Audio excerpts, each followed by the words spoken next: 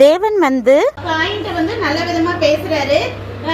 நீ ஏன் இப்படி ஒரு மாதிரியா உன் முகம் இருக்கு, முகமே உனக்கு மாறி போச்சே அப்படின்னு கேட்கும் போது ஆபேலை பத்தி சொல்றாரு. நீ வந்து தம்பிக்கு நல்லது செஞ்சேன்னு வச்சுக்கோயேன், தம்பிக்கு பிடிச்ச மாதிரி நீ நடந்துகிட்டேன்னா அவன் உன்கிட்ட எப்படி இருப்பான், ரொம்ப பாசமா இருப்பான், அண்ணே அண்ணேன்ட்டு உனையவே சுத்தி வருவான்.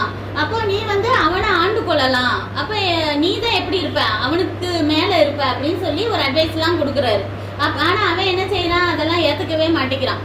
அப்போ கொஞ்ச நாள் இப்படியே அவன் மைண்ட்ல ஓடிக்கிட்டே இருக்கும்போது அவன் என்ன செய்யறான், அடுத்து தந்திர புத்தி, தந்திரமா யோசிக்கிறான். ஆபேல்கிட்ட வந்து நல்ல விதமா பேசுற மாதிரி பேசி என்ன செய்யறான், எனக்கு ஒரு லேண்ட் இருக்குல்ல, அங்க வா நம்ம போவோம், அங்க போய் நம்ம வேடிக்கை பார்ப்போம், இது பண்ணிட்டு வரலாம் அப்படின்னு சொல்லிட்டு ஜாலியா பொழுது போயிட்டு வரலாம் அப்படின்னு சொல்லிட்டு அவனை கூட்டிட்டு போறான். கூட்டிட்டு போனா இவனும் என்னது, இவன் ரொம்ப இன்னசென்ட் தம்பி, அவன் கூடயே சேர்ந்து போயிடுறான்.